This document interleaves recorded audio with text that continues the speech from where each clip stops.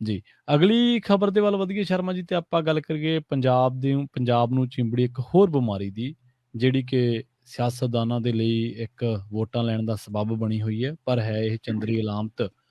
ਚਿੱਟੇ ਦੀ ਗੱਲ ਕਰੀਏ, ਇੱਕ ਪਿੰਡ ਦੇ ਵਿੱਚ 3 ਮਹੀਨੇ ਦੇ ਵਿੱਚ 3 ਮੌਤਾਂ ਹੋਈਆਂ, ਤੇ ਇੱਕੋ ਪੰਜਾਬ ਦੇ ਵਿੱਚ ਇੱਕ ਦਿਨ ਦੇ ਵਿੱਚ 3 ਮੌਤਾਂ ਜੀ। ਜੀ ਬੜਾ ਦੁਖੀ ਹੋ ਕੇ ਆਪਾਂ ਨੂੰ ਇਹ ਖਬਰਾਂ ਤੇ ਚਰਚਾ ਕਰਨੀ ਪੈਂਦੀ ਹੈ। ਹਾਂਜੀ। ਆਪਾਂ ਇਸੇ ਪ੍ਰੋਗਰਾਮ 'ਚ ਪਿਛਲੇ ਦਿਨੀ ਗੱਲ ਕਰਕੇ ਹਟੇ ਹਾਂ ਕਿ ਇੱਕ ਅੰਨੀ ਮਾਂ ਦੇ 3 ਪੁੱਤ 10 ਮਹੀਨਿਆਂ 'ਚ ਚਿੱਟੇ ਨੇ ਨਿਕਲਦੇ। 3 ਜਵਾਨ ਪੁੱਤ ਇੱਕ ਕੁੱਖ 'ਚੋਂ ਜਨਮੇ, 10 ਮਹੀਨਿਆਂ 'ਚ ਮੌਤ ਹੋ ਜਾਵੇ 3 ਪੁੱਤਾਂ ਦੀ ਚਿੱਟੇ ਕਾਰਨ, ਤੇ ਹੋਰ ਕਿਹੜਾ ਕਹਿਰ ਵਰਪਦਾ ਜੀ। ਜੀ। ਹੋਰ ਪੰਜਾਬ ਕੀ ਚਾਹੁੰਦਾ ਹੁਣ? ਕਿਹੜਾ ਮੰਜ਼ਰ ਦੇਖਣਾ ਸੀ ਹੋਰ ਵਾਲੇ ਚਿੱਟੇ ਨਾਲ? ਇਹ ਤੋਂ ਗਾਂਹ ਆ ਜਾਓ। ਆ ਬਨੂੜ ਖੇਤਰ ਦਾ ਇੱਕ ਪਿੰਡ ਹੈ ਜਾਸਲੀ, ਠੀਕ ਹੈ ਜੀ। ਉੱਥੇ ਦਾ ਇੱਕ ਬੰਦਾ ਸਵੇਰੇ 10 ਵਜੇ ਠੇਕੇ ਤੇ ਜਾਂਦਾ, ਸ਼ਰਾਬ ਦੇ ਠੇਕੇ ਤੇ 10 ਵਜੇ ਉੱਥੋਂ ਸ਼ਰਾਬ ਦੀ ਛਿੱਟ ਲਾ ਕੇ ਉੱਥੇ ਡਿੱਗ ਜਾਂਦਾ, ਤੇ ਕੋਈ ਚੱਕ ਕੇ ਘਰੇ ਛੱਡ ਜਾਂਦਾ ਕਿ ਤੁਹਾਡਾ ਬੰਦਾ ਸ਼ਰਾਬੀ ਡਿੱਗਿਆ ਪਿਆ, ਤੇ ਉਹ ਘੰਟਾ ਉਹਨੂੰ ਸੁਰਤ ਨਹੀਂ ਆਉਂਦੀ, ਘੰਟੇ ਬਾਅਦ ਘਰ ਦੇ ਲੈ ਕੇ ਜਾਂਦੇ, ਕਹਿੰਦੇ ਜੀ ਮਰ ਲਿਆ। ਤੇ ਉਹ ਪਿੰਡ ਦੀ ਪੰਚਾਇਤ, ਪਿੰਡ ਦੇ ਲੋਕ ਕਹਿੰਦੇ ਜੀ ਇਹੋ ਜਿਹੀਆਂ ਕਿੰਨੀਆਂ ਮੌਤਾਂ ਸ਼ਰਾਬ ਦੇ ਠੇਕੇ ਤੋਂ ਸ਼ਰਾਬ ਪੀਣ ਕਾਰਨ ਹੋਈਆਂ, ਕਿਉਂਕਿ ਸਰਕਾਰੀ ਸ਼ਰਾਬ ਵੀ ਹੁਣ ਜ਼ਹਿਰੀ ਸ਼ਰਾਬ ਹੈ।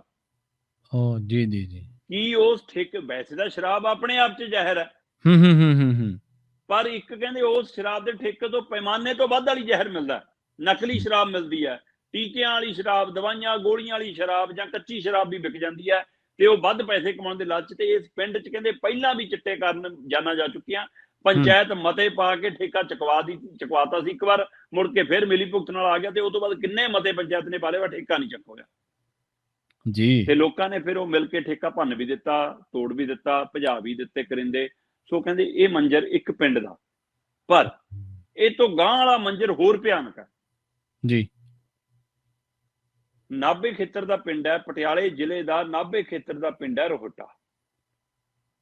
ਰੋਹਿਟਾ ਪਿੰਡ ਦੇ ਇੱਕ ਪਿੰਡ ਦੇ ਵਿੱਚ 3 ਮਹੀਨਿਆਂ 'ਚ 3 ਨੌਜਵਾਨ ਚਿੱਟੇ ਨੇ ਜਾਨ ਲੈ ਲਈ ਉਹਨਾਂ ਦੀ। ਇੱਕ ਪਿੰਡ, ਕਿੱਡਾ ਪਿੰਡ ਹੁੰਦਾ? ਹਰ ਮਹੀਨੇ ਇੱਕ ਨੌਜਵਾਨ ਲਾਸ਼ ਸ਼ਮਸ਼ਾਨ ਜਾਵੇ, ਤੇ ਇਹ ਤੋਂ ਵੱਧ ਪਿੰਡ ਲਈ ਹੋਰ ਦੁੱਖ ਦੀ ਘੜੀ ਕੀ ਹੋਊਗੀ। ਔਰ ਉਹ ਨੌਜਵਾਨ ਜਿਹੜੇ ਕਿਸੇ ਸਮੇਂ ਯੂਥ ਕਲੱਬਾਂ ਨਾਲ ਕੰਮ ਕਰਦੇ ਸੀ, ਕਿਹਨੇ ਲਾਏ ਉਹ ਚਿੱਟੇ ਤੇ? ਕਿਹਨੇ ਉਹਨਾਂ ਨੂੰ ਨਸ਼ੇ ਦੀ ਦਲਦਲ 'ਚ ਧੱਕਿਆ? ਤੇ ਉਹ ਇੱਕ ਨਹੀਂ, ਦੋ ਨਹੀਂ, ਮਈ ਮਹੀਨੇ 'ਚ ਇੱਕ ਦੀ ਜਾਨ ਜਾਂਦੀ ਆ, ਜੂਨ 'ਚ ਦੂਏ ਦੀ, ਤੇ ਜੁਲਾਈ 'ਚ ਤੀਏ ਦੀ ਜੀ। 3 ਮਹੀਨਿਆਂ 'ਚ 3 ਮੌਤਾਂ ਹੋਈਆਂ। ਉਸ ਤੋਂ ਬਾਅਦ ਪਿੰਡ ਹੁਣ ਇਕੱਠਾ ਹੋ ਗਿਆ, ਪਿੰਡ ਨੇ ਕਮੇਟੀ ਬਣਾ ਲਈ, ਨੌਜਵਾਨ ਕਲੱਬ ਸਾਰੇ ਜਿੰਨੇ ਸੀਗੇ ਜਾਂ ਹੋਰ ਸੰਸਥਾਵਾਂ ਸੀ, ਉਹਨਾਂ ਨੇ ਇਕੱਠੇ ਹੋ ਕੇ ਪਿੰਡ 'ਚ ਹੁਣ ਮੈਰਾਥਨ ਸ਼ੁਰੂ ਕਰਾਈ ਆ, ਗਰਾਊਂਡ ਸਾਫ਼ ਕਰਕੇ ਖੇਡਾਂ ਸ਼ੁਰੂ ਕਰਾਈਆਂ।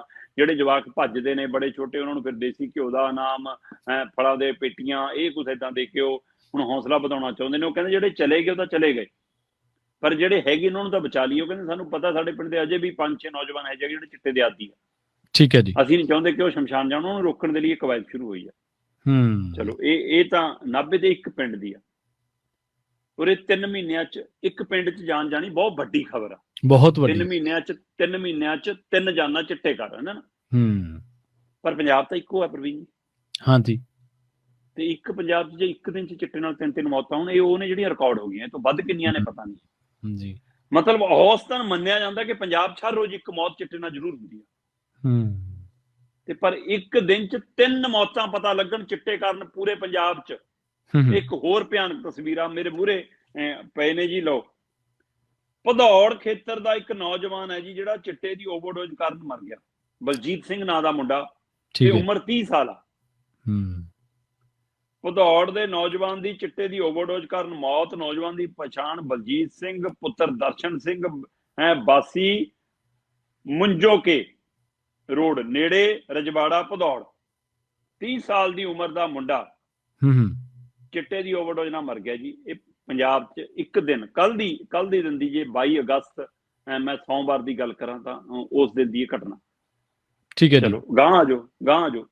2 ਦਿਨਾਂ ਤੋਂ ਲਾਪਤਾ ਸੀ ਜੀ ਇੱਕ ਨੌਜਵਾਨ ਜੀ। ਇਹ ਜੀ ਫਿਰੋਜ਼ਪੁਰ ਦਾ ਪਿੰਡ ਹੈ, ਫਿਰੋਜ਼ਪੁਰ ਖੇਤਰ ਦਾ ਸੰਤ ਸਿੰਘ ਵਾਲਾ, ਫਿਰੋਜ਼ਪੁਰ ਖੇਤਰ 'ਚ ਪਿੰਡ ਪੈਂਦਾ ਸੰਤ ਸਿੰਘ ਵਾਲਾ। ਉੱਥੇ ਦਾ ਇੱਕ ਮੁੰਡਾ 2 ਦਿਨਾਂ ਤੋਂ ਲਾਪਤਾ ਸੀ ਜੀ, ਤੇ ਲਾਸ਼ ਮਿਲੀ, ਕਹਿੰਦੇ ਜੀ ਚਿੱਟੇ ਦੀ ਓਵਰਡੋਜ਼ ਹੋ ਗਈ, ਉਹਦੇ ਕਰਕੇ ਮੌਤ ਹੋ ਗਈ। 22 ਸਾਲ ਦਾ ਮੁੰਡਾ, ਅੱਛਾ, 22 ਸਾਲਾਂ ਦਾ ਨੌਜਵਾਨ ਹੈ, ਨਸ਼ੇ ਦੀ ਓਵਰਡੋਜ਼ ਕਾਰਨ ਮੌਤ ਹੈ ਜੀ। ਚਲੋ ਗਾਂ ਆ ਜਾਓ। ਹੂੰ ਤਰਨਤਾਰਨ, ਸ਼੍ਰੀ ਗੋਬਿੰਦਵਾਲ ਸਾਹਿਬ ਤਰਨਤਾਰਨ ਜ਼ਿਲ੍ਹੇ ਦਾ ਪਿੰਡ ਹੈ ਜੀ, ਮੁੰਡਾ ਪਿੰਡ। ਜੀ। ਮੁੰਡਾ ਪਿੰਡ ਦਾ ਇੱਕ 17 ਸਾਲਾਂ ਦਾ ਮੁੰਡਾ ਗੁਰਸਾਹਿਬ ਸਿੰਘ, 17 ਸਾਲਾਂ ਦਾ। 17 ਸਾਲਾਂ ਦਾ, ਤੇ ਮੌਤ ਦਾ ਕਾਰਨ ਚਿੱਟਾ। ਮਾਪਿਆਂ ਦਾ ਕੱਲਾ ਕੱਲਾ ਪੁੱਤ। ਪਿਓ ਤੇ ਚਾਚੇ ਕਹਿੰਦੇ ਅਸੀਂ ਪਿਛਲੇ ਕਿੰਨੇ ਮਹੀਨਿਆਂ ਤੋਂ ਵੱਜ ਰਹੇ ਸੀ ਕਿ ਟਲ ਜਾ, ਤੂੰ ਗਲਤ ਸੰਗਤ ਚ ਪੈ ਗਿਆ, ਪਰ ਫਿਰ ਵੀ ਕਹਿੰਦੇ ਕਿੱਥੇ ਕਿੱਥੇ ਨਾਕੇ ਲਾ ਲਈਏ, ਜੇ ਬੰਨਦਿਆਂ ਨੂੜਦਿਆਂ ਤਾਂ ਲੋਕ ਕਹਿੰਦੇ ਤੁਸੀਂ ਤਸ਼ੱਦਦ ਢਾਉਂਦੇ ਹੋ ਜਵਾਕਾਂ ਤੇ। ਕਹਿੰਦਾ ਹੁਣ ਦੱਸੋ ਕੀ ਕਰੀਏ, ਹੁਣ ਲਾਸ਼ ਨੂੰ ਬੰਨੀਏ ਜੀ। 17 ਸਾਲਾਂ ਦਾ ਪੁੱਤ ਕਹਿੰਦੇ ਅਸੀਂ ਆਪਣੇ ਬਜ਼ੁਰਗ ਮੋਢਿਆਂ ਤੇ ਛੱਡ ਕੇ ਆਏ ਸ਼ਮਸ਼ਾਨ ਘਾਟ। ਇਹ ਪੰਜਾਬ ਦਾ ਦ੍ਰਿਸ਼ ਹੈ। ਸਹੀ, ਬਿਲਕੁਲ। ਇੱਕ ਮਾਂ ਦੀ ਕੁੱਖ ਚੋਂ ਜਨਮੇ 3 ਪੁੱਤ 10 ਮਹੀਨਿਆਂ 'ਚ ਚਿੱਟੇ ਨਾਲ ਜਾਂਦੇ ਨੇ। ਇੱਕ ਪਿੰਡ ਚੋਂ 3 ਮਹੀਨਿਆਂ 'ਚ 3 ਲਾਸ਼ਾਂ ਚਿੱਟੇ ਨਾਲ ਉੱਠਦੀਆਂ ਨੇ, ਤੇ ਇੱਕ ਦਿਨ 'ਚੋਂ ਪੰਜਾਬ 'ਚ 3-3 ਲਾਸ਼ਾਂ ਚਿੱਟੇ ਨਾਲ ਉੱਠਦੀਆਂ ਨੇ। ਪੰਜਾਬ ਹੋਰ ਕਿਹੜਾ ਮੰਜ਼ਰ ਦੇਖਣਾ ਚਾਹੁੰਦਾ? ਪ੍ਰਵੀਨ ਜੀ, ਇਸ ਦੇ ਉੱਤੇ ਕਦੋਂ ਸੋਚਣਗੇ ਸਾਡੇ ਲੀਡਰ, ਕਦੋਂ ਸੋਚਣਗੀਆਂ ਸਰਕਾਰਾਂ, ਕਦੋਂ ਸੋਚਣਗੇ ਆਵਾਮ? ਇਹ ਮੇਲਾ ਤਾਂ ਹੁਣ ਆਪਣਾ ਮਸਲੇ ਆਪ ਹੱਲ ਕਰਨ ਵਾਲਾ ਦਿਨ ਆ ਗਿਆ। ਘੱਟੋ ਘੱਟ ਚਿੱਟੇ ਤੋਂ ਨਿਜਾਤ ਤਾਂ ਪੰਜਾਬ ਨੂੰ ਦਿਵਾਉਣੀ ਪੈਣੀ ਆ, ਨਹੀਂ ਉਹ ਦਿਨ ਦੂਰ ਨਹੀਂ ਜਦੋਂ ਪੰਜਾਬ 'ਚ ਹਰ ਘਰ 'ਚ 70 ਵਿਸ਼ਾ ਆਊਗਾ। ਚਿੱਟਾ ਹੁਣ ਦੇਲੀਆਂ ਸਾਰੀਆਂ ਟੱਪ ਚੁੱਕਿਆ, ਹੁਣ ਇਹਦੇ ਉੱਤੇ ਬੰਨ ਲਾਉਣਾ ਬਹੁਤ ਜ਼ਰੂਰੀ ਹੈ। ਜੀ ਬਿਲਕੁਲ ਸ਼ਰਮਾ ਜੀ, ਤਰਾਸਦੀ ਤਾਂ ਇਹੀ ਹੈ, ਦੁਖਾਂਤ ਇਹੀ ਹੈ, ਔਰ ਇਸ ਹਨੇਰੀ ਨੂੰ ਕੋਈ ਠੱਲ ਨਹੀਂ ਪਾ ਰਿਹਾ। ਜਿਨ੍ਹਾਂ ਦੀ ਜ਼ਿੰਮੇਵਾਰੀ ਇਹਨੂੰ ਠੱਲਣ ਦੀ ਹੈ, ਉਹ ਇਹਨੂੰ ਠੱਲਣ ਦੇ ਵਿੱਚ ਬੁਰੀ ਤਰ੍ਹਾਂ ਦੇ ਨਾਲ ਨਾਕਾਮ ਰਹੇ ਨੇ।